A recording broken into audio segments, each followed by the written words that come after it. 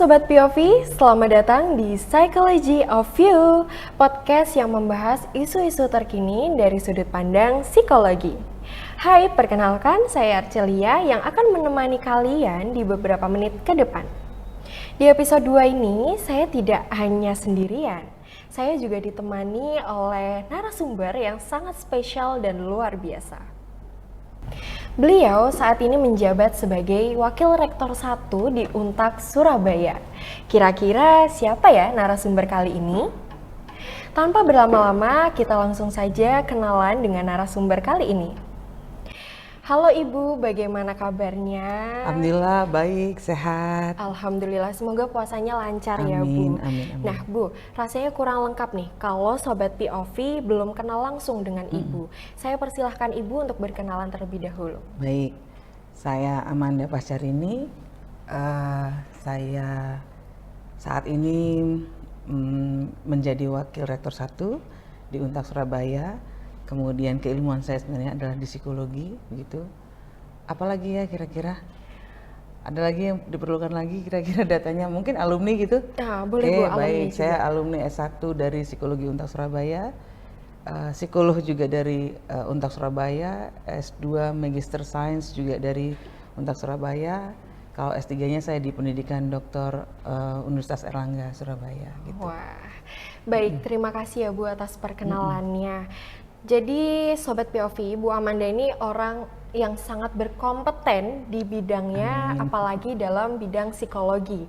Nah, kalau boleh jujur nih Sobat Psikologi, berapa lama waktu kalian untuk menghabiskan waktu pada media sosial setiap harinya? Kadang kita membuka handphone itu hanya untuk satu notifikasi Bu, Benar. tapi tanpa kita sadari, kita itu bisa sampai berjam-jam dan bahkan lupa waktu. Padahal bagi generasi sekarang, bahkan semua kalangan ya Bu, media sosial itu sudah menjadi bagian dari aktivitas kita sehari-hari. Tempat kita belajar, tempat kita membangun relasi, tempat kita mencari hiburan, bahkan berkomunikasi seperti itu. Namun di sisi lain media sosial juga bisa mempengaruhi cara kita berpikir, merasa dan berinteraksi dengan orang lain begitu ya Bu. Benar. Nah, kalau tanggapan Bu Amanda sendiri tentang dampak psikologis bermedia sosial itu seperti apa? Bahkan Bu, banyak dari kita yang sebetulnya sulit berhenti scroll meskipun tahu waktunya itu banyak terbuang seperti itu. Iya, kalau kita lihat memang dari hasil penelitian yang pernah saya baca pada tahun 2025 ini, kalau nggak salah sumbernya itu adalah Via Sosial Indonesia di tahun 2025, itu menyatakan memang 97,8% penduduk Indonesia itu menggunakan waktunya untuk bermedia sosial itu rata-rata 3 jam 8 menit setiap harinya gitu. 3 jam 8 menit setiap harinya itu rata-rata penduduk Indonesia melakukan hal tersebut. Itu kan juga menunjukkan bahwa memang penduduk Indonesia tidak bisa lepas dari media sosial. Memang itu bagus ya, media sosial itu menurut saya memberikan kesempatan atau fungsinya banyak gitu ya, manfaatnya banyak media sosial itu. Yang pertama kalau kita bicara manfaatnya dulu ya, kita bisa bertemu dengan siapapun yang jauh di sana yang ingin kita cari gitu ya. Kita bisa menggali, kita bisa mendapatkan berbagai macam informasi hasil penelitian terbaru bahkan ya, hanya dengan kita scroll gitu aja mencari sudah dapat semuanya gitu. Itu manfaatnya bagus sebenarnya. Walaupun ada juga dampak negatifnya apabila dia terlalu rasanya seperti oksigen dia menggunakan media sosial, nggak bisa hidup tanpa media sosial di setiap waktunya, itu pasti akan memberikan dampak tertentu juga bagi penggunanya. Yang muncul saat ini adalah terkait dengan kesehatan mental gitu ya, bukan berarti dia mengalami gangguan jiwa, bukan ya, tapi dia menjadi lebih, mungkin kalau saya katakan lebih dengan dia bermedia sosial, dia mencari tentang tokoh-tokoh yang dia puja gitu ya, kemudian dia mengidolakannya, kemudian mengidentifikasikan dirinya dengan tokoh-tokoh tersebut mungkin, kemudian dia nggak sempat berinteraksi dengan lingkungan selain di media sosial yang dia pelajari, yang dia baca sendiri, itu juga akan membuat citra dirinya itu yang terbentuk, yang dia ingin bangun seperti tokoh yang dia inginkan. Nah itu apakah bermasalah? Ya sebenarnya nggak masalah. Cuma apabila kemudian pada saat dia berhadapan dengan dunia nyata, loh ternyata kok masih banyak orang mengkritik, memberikan masukan gitu ya, yang apa artinya mengkritisi saya, itu menjadi rentan dia kemudian uh, tidak senang gitu ya. Saya kan sudah berusaha untuk menjadi seperti idola saya, tapi kok banyak sekali orang-orang di dunia nyata yang saya hadapi saat itu kemudian mengkritisi cara penampilan saya, cara berpikir saya gitu ya. Sehingga kemudian dia akan lari lagi ke media media sosial yang dia terus dia terhibur dengan hal itu gitu ya.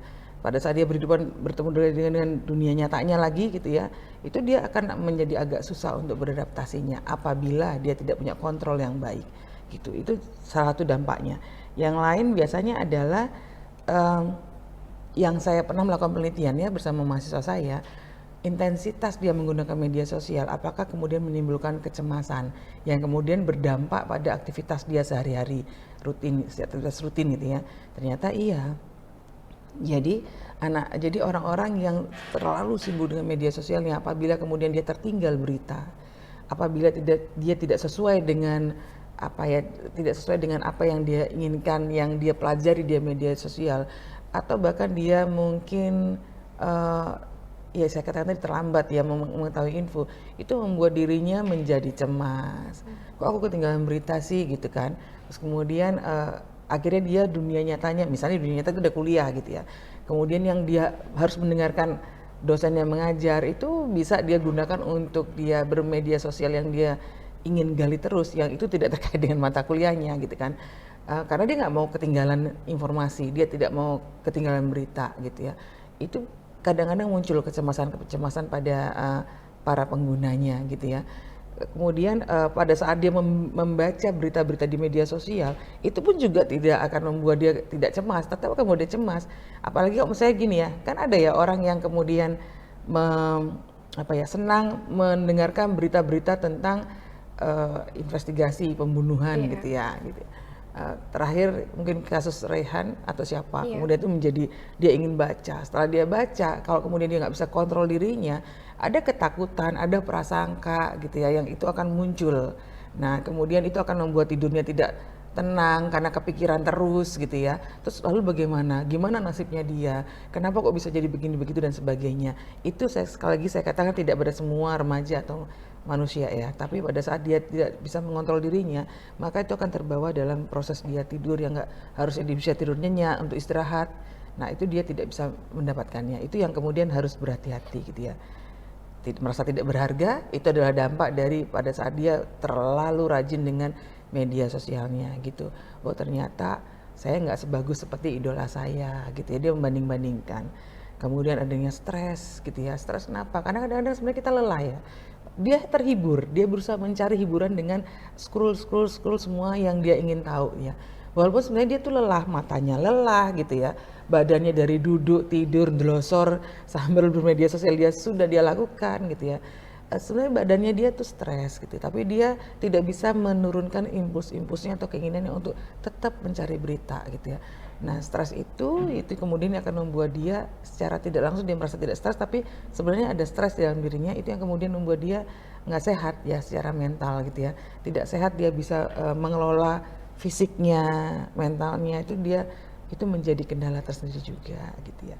Lain lagi mungkin ya itu ya impulsif, mengalami masalah emosional gitu ya. Oh saya selama ini senang, misalnya ya dia senang dengan melihat, kan biasanya orang itu kan punya kesenangan ya, melihat berita-berita itu yang dia cari gitu kan ya. Kemudian dia mungkin lihat drakor dari media sosial gitu ya, film-film India dari media sosial, film Turki dari media sosial. Karena kalau misalnya film Indonesia, sinetron dia bisa lihat dari TV gitu ya. Nah kemudian dia jadi terbawa gitu ya, seakan-akan pada saat dia berhadapan dengan dunia nyata itu semacam ada keinginan untuk merespon yang sama dengan apa yang dia lihat pada saat dia bermedia sosial tersebut. Oh caranya merespon tuh kalau marah itu begini gitu ya. Oh kalau misal apa yang membuat nangis, oh ternyata itu bisa membuat nangis kalau begini. Nah itu pada saat dia berhadapan dengan dunia nyata yang mungkin dulunya dia tidak begitu, itu dia bisa mengikuti seperti apa yang dia tonton selama ini gitu. Padahal kalau nonton drakor itu kan nggak mungkin cuma sehari ya. Iya. Kadang-kadang bisa sebulan, setahun gitu ya, Betul. dengan judul-judul yang berbeda-beda gitu.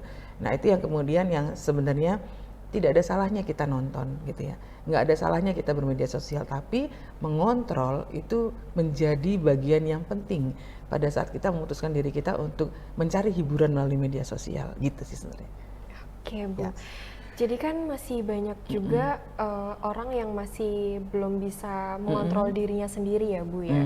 Ada yang negatif juga ikut-ngikut tanpa tahu efeknya nanti seperti apa. Terus kalau misalkan kita kalau misalkan di media sosial itu lagi ada yang dibully ikut-ikutan, jadi kan mereka salah memanfaatkan media sosial itu. Nah, gimana cara kita membangun kebiasaan yang lebih bijak lagi ke dalam media sosial, Bu? Iya, sebenarnya ini juga pengaruh, artinya lingkungan akan sangat mempengaruhi individu gitu ya, pada saat dia bermedia sosial gitu ya. Karena begini, kalau di kampus pun dosen-dosen itu memang membuat, artinya gini, kalau di kurikulum saat ini kan mengharuskan mahasiswa untuk mandiri sebenarnya ya. Jadi belajar mahasiswa itu sebagai center, bukan dosen sebagai center. Dosen itu adalah fasilitator. Sehingga pada saat kemudian, mari kita akan bahas tentang apa? Resiliensi misalnya gitu ya. Memang konsep awal dosen akan menyampaikan terlebih dahulu gitu ya. Terus kemudian silahkan belajar mandiri dari berbagai macam buku atau teori yang kalian baca untuk kemudian di-sharingkan. Itu pun mahasiswa biasanya akan langsung berbicara dengan ChatGPT-nya atau AI gitu ya. Setelah dia dapat informasi, ada tentang materi resiliensi ini, lihat tokohnya siapa, kemudian dia akan lari lagi ke Google Scholar untuk cari jurnal-jurnal gitu ya. Dicari di Google Scholar itu ada jurnal penelitian apa, kemudian dia baca, kemudian dia dia analisa dan dikaji, kemudian dia diskusikan gitu. Sebenarnya kan kalau dosen juga sering memberikan tugas seperti itu biar kaya gitu ya, nggak hanya membahas dari satu perspektif gitu kan, sebenarnya gitu. Jadi aktivitas di kampus pun anak-anak memang diizinkan untuk bermedia sosial gitu ya, tapi kan dosen juga memberikan jalan keluar.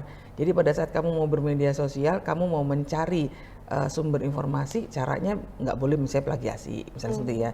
Tapi ya seperti yang tadi saya bilang ya, boleh ngambil dari ChatGPT, kemudian lari ke Google Scholar, cari di situ, kemudian dalami pada sumber yang sebenarnya gitu kan. Itu adalah jalan. Itu jadi pada saat kita memberikan tugas sebagai dosen, kalau bisa juga memberikan jalan gitu ya, agar untuk menghindari perilaku-perilaku yang tadi, dia bisa mengontrol itu seperti ini.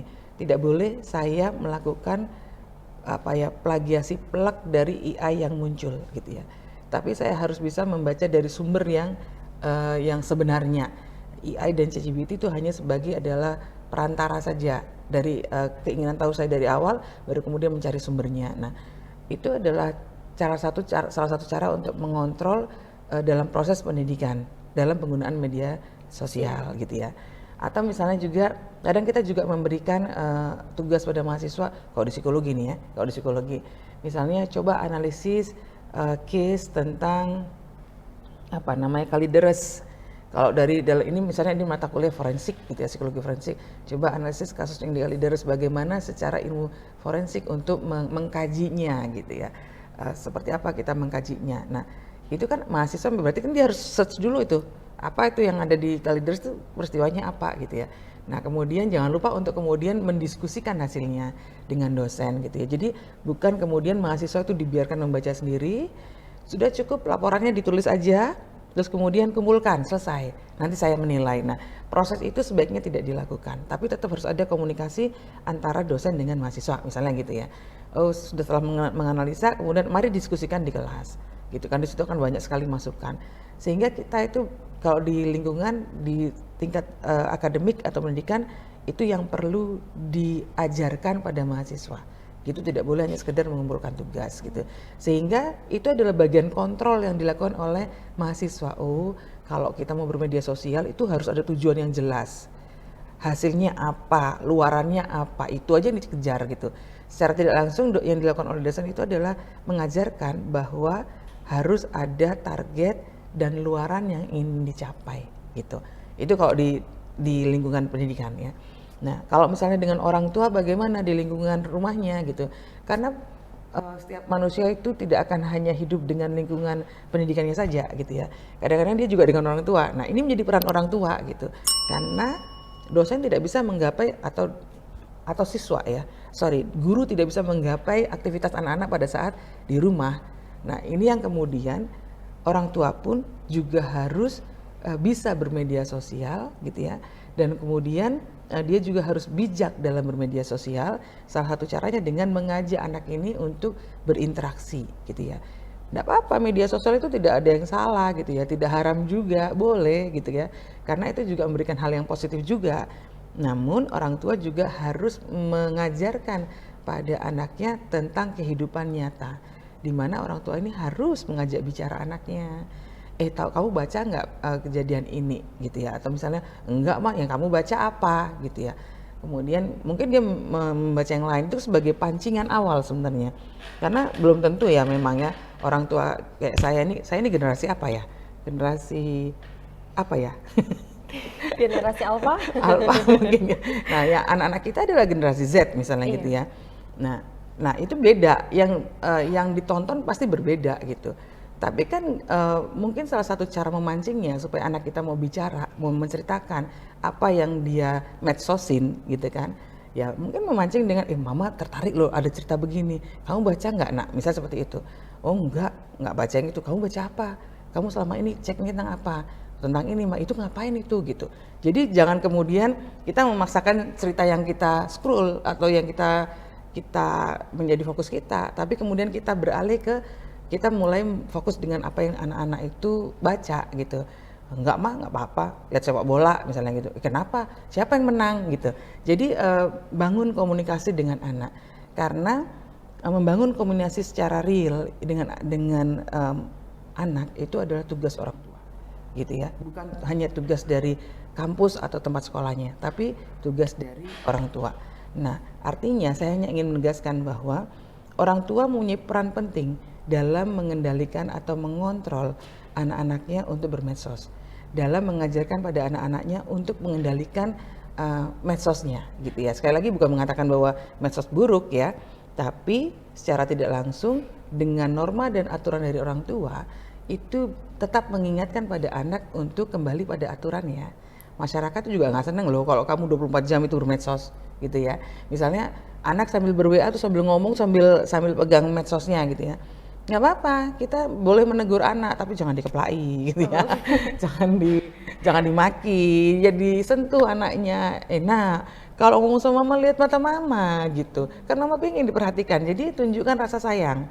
Rasa kasih sayang, belas kasih itu harus dia bisa tunjukkan juga gitu. Jangan sampai orang tua ngajak ngomong sambil dia goreng gitu ya, sambil membelakangi anak gitu ya. Ya sudah, berarti kan kontak mata dengan anak tidak ada. Padahal kontak mata itu adalah bagian penting. Itu norma penting yang harus dipertahankan gitu. Tapi yang sekarang itu kan rata-rata orang itu kan yang penting ngomong sambil sekelebatan, yang satu lihat TV, yang satunya lihat handphone, tapi ngomong-ngomongan gitu. Itu secara komunikasi, norma komunikasi itu ndak oke gitu ya. Ada bagian yang dia harus menatap mama gitu ya, menatap saya gitu ya. Kalau ngomong ngantar mama kan lama nggak ketemu gitu. Jadi jangan gengsi orang tua menyatakan sayang, karena pernyataan-pernyataan secara langsung, secara litas itu juga mengingatkan anak tentang norma yang harus dia tetap pegang teguh, sekalipun dia belajar norma juga di lingkungan sekitarnya gitu ya. Tapi orang tua juga harus tetap menekankan tentang norma pada anak gitu ya. Norma dia bermedsos, norma berkomunikasi pada saat dia bermedsos itu tetap harus diingatkan oleh orang tua. Sampai kapan? Ya sampai anak ini kemudian menikah, kemudian punya anak, kita nggak boleh berhenti memberikan norma itu pada anak gitu ya. Oh kalau anak saya sudah menikah, maka selesai tugas saya sebagai orang tua. Enggak juga, nggak boleh gitu ya. Karena namanya manusia itu tetap harus bisa saling mengingatkan. Dia menikah terus kemudian berkomunikasi dengan kita, tetap kontak mata itu harus ada gitu ya, sentuhan sayang itu juga harus ada gitu ya. Kalau saya nggak biasa ya harus dibiasakan. Kan yang pingin punya anak orang tuanya ya, jadi itu tanggung jawab orang tua gitu. Itu yang harus ditekankan. Artinya saya ingin menekankan sini bahwa ketahanan keluarga itu menjadi sangat penting ya untuk mengatasi dampak negatif dari media sosial ini terhadap anak gitu. Itu sih menurut saya cara-cara mengendalikan diri. Oke, kan Bu Amanda barusan menyampaikan bahwasannya em, peran orang tua mendampingi anak pada bermedia sosial kan. Nah, tapi Bu, nggak sedikit juga anak itu yang lebih memahami media Ya, sosial ketimbang orang tuanya. benar. Ada nggak Bu eh, cara yang lebih rincinya, cara yang lebih singkatnya yang mudah dipahami oleh orang-orang tua di luaran sana itu bagaimana Bu? Iya, memang benar bahwa generasi Z dan setelah generasi Z itu generasi apa ya? Itu memang dia lebih jago dalam bermedia sosial, gitu ya. Mungkin orang tua ini pahamnya cuma kalau yang kerja Iya. LinkedIn apa namanya itu ya. Terus kemudian WA, Instagram. Nah, anak kita tuh punya segalanya, lebih tahu segalanya gitu ya. Karena lingkungannya itu teman pertemanannya itu mengajarkan banyak hal gitu ya.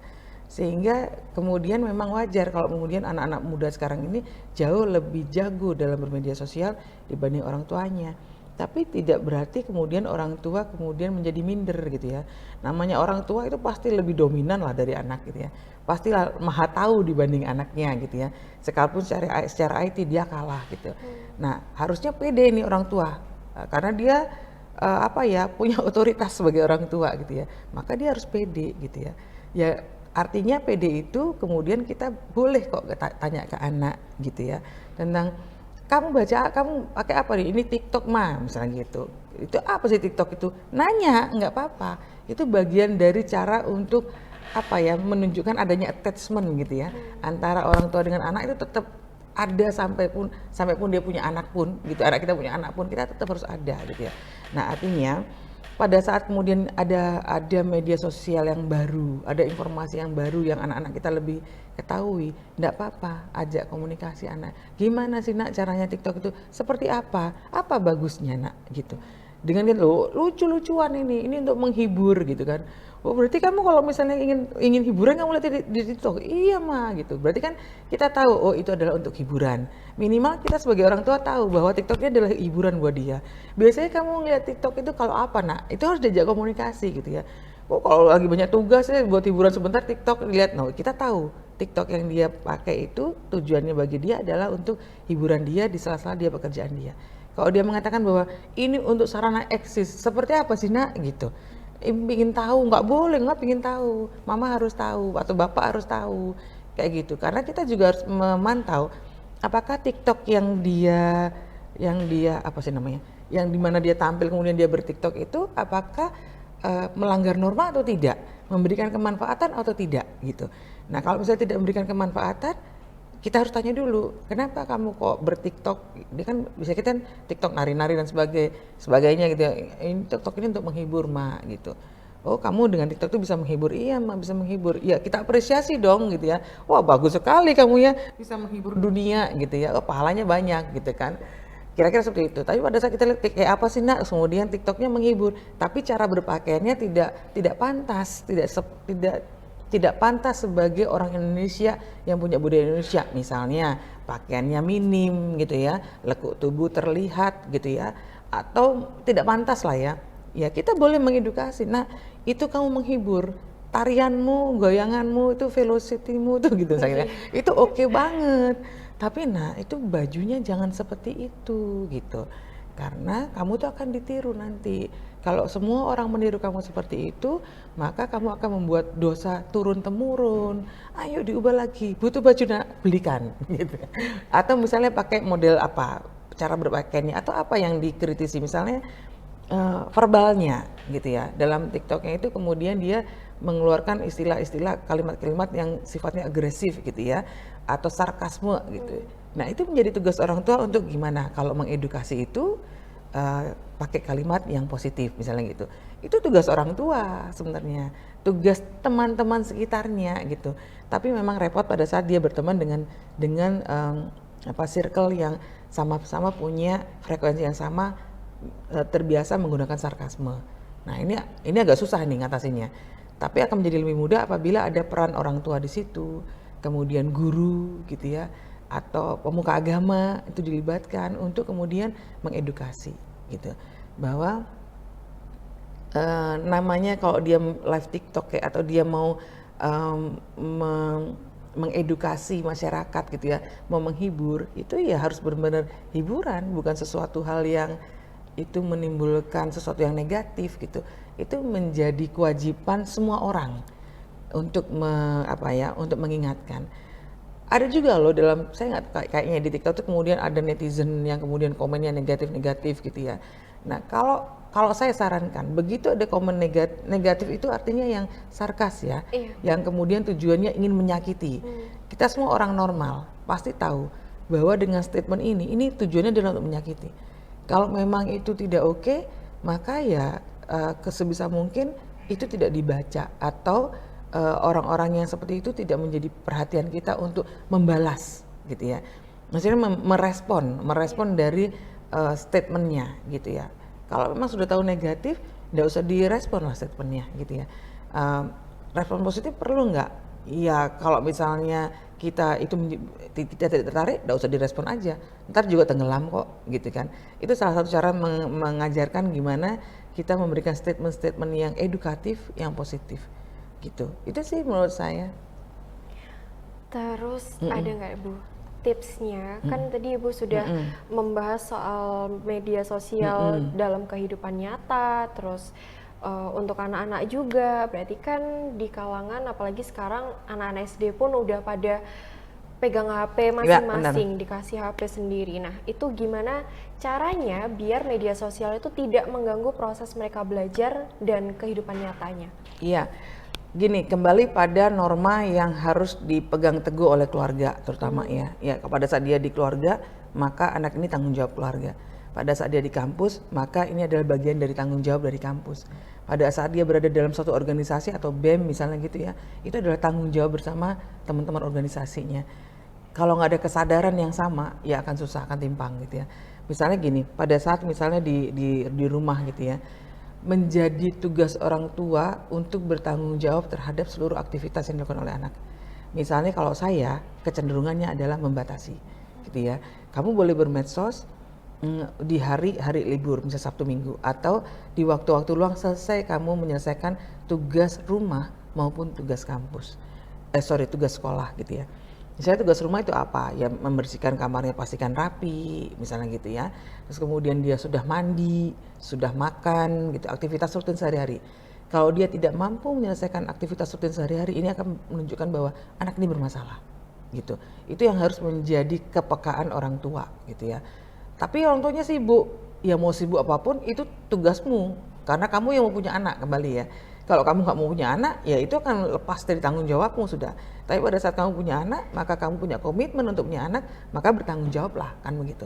Sehingga sesibuk apapun, ya kontrol by phone, gitu misalnya gitu ya. Bahwa anak ini, itu yang pertama kalau saya ya, kontrol anak ini dalam penggunaannya. Boleh dalam pengaturan dia kapan bermedsosnya.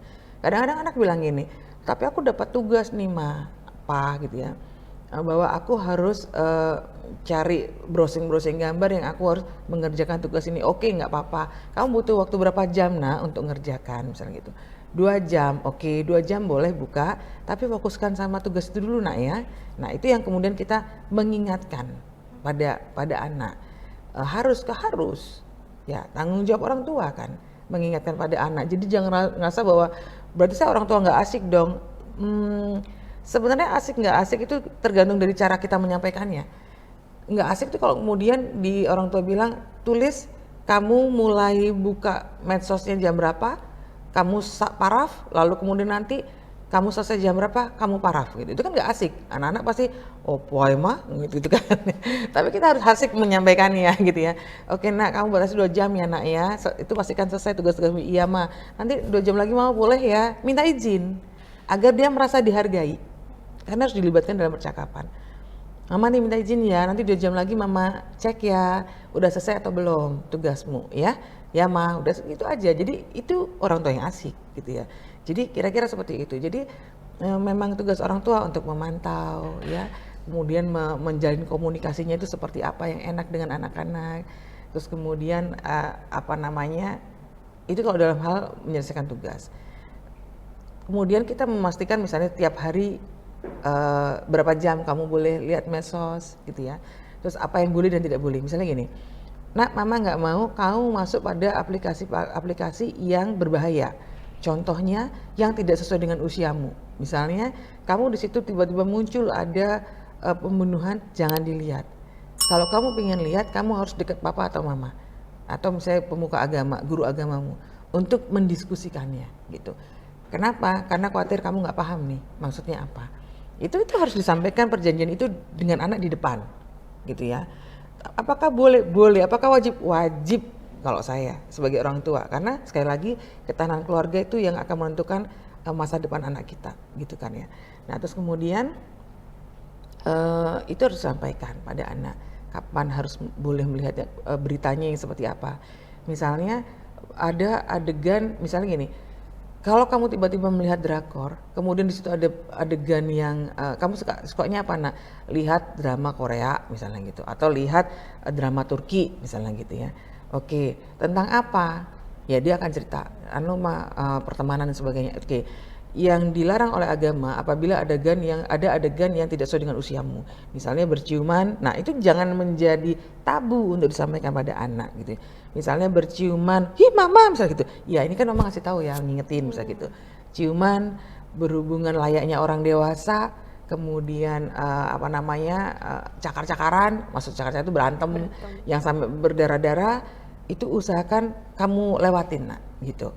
Kalau misalnya kamu bisa melakukan itu, berarti mama bisa percaya sama kamu dan kamu diizinkan untuk melihat terus. Tapi kalau ternyata kamu tiba-tiba nggak sengaja melihat, kamu harus diskusikan dengan mama.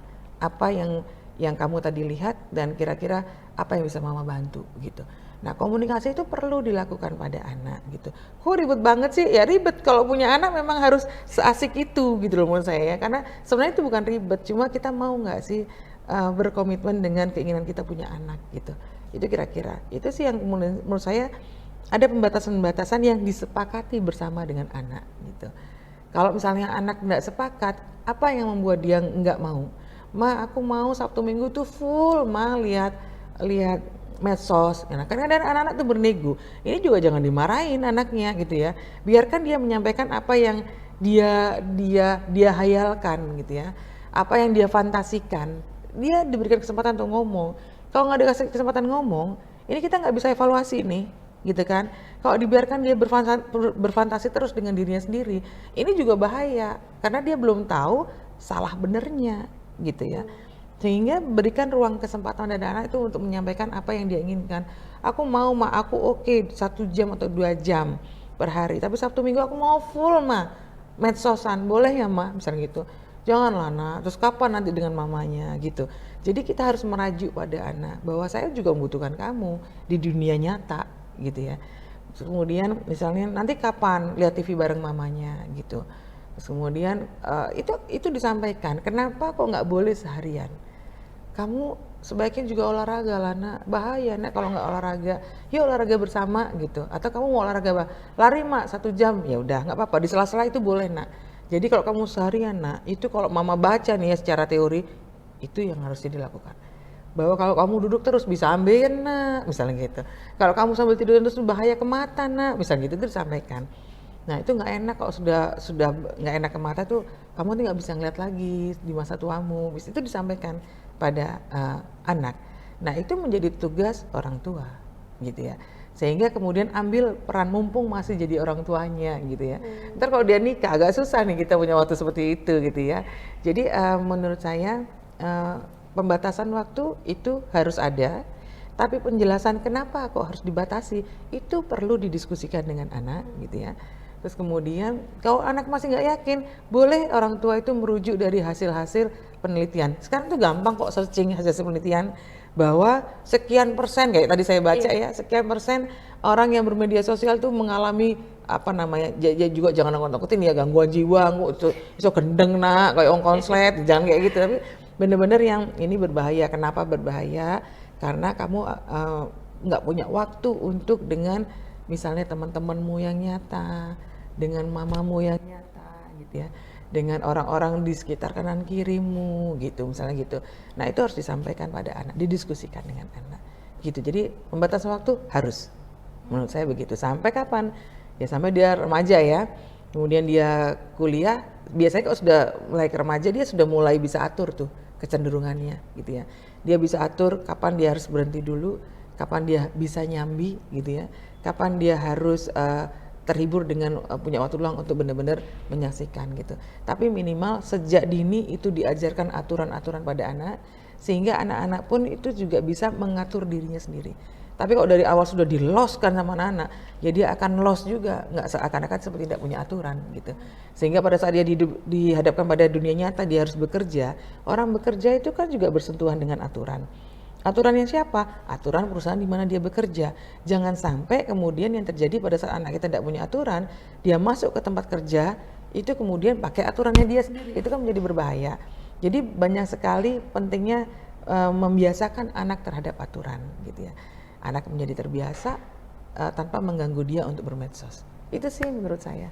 Jadi bisa saya tangkap nih Bu, dari penjelasan Ibu itu poin yang pertama itu mengajarkan kedisiplinan pada anak. Terus yang kedua pasti tetap dalam pengawasan orang tua, mau di usia berapapun itu. Lalu yang ketiga tadi ada perihal komunikasi. Komunikasi itu memang selalu penting ya Bu, penting banget. baik dalam keluarga, dalam hubungan, dalam hubungan apapun itu ya Bu ya. Oke. Terus ada Bu pesan untuk Sobat POV nih.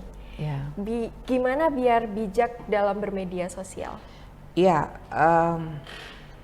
Yang pertama adalah pastikan bahwa satu, masih mampu menjalankan aktivitas rutin sehari-hari. Misalnya seperti makan, mandi, tidur, berbersih diri gitu ya, berbersih area privasi kita, kamar gitu ya. Bisa nggak kita melakukan itu? Kalau tidak bisa melakukan itu, artinya sudah mulai terganggu dan segera mencari pertolongan. Dan saran saya, jangan sampai nunggu terganggu gitu ya. Satu yang jelas seperti itu tadi ya, jadi pastikan bahwa masih mampu melakukan aktivitas rutin sehari-hari gitu ya.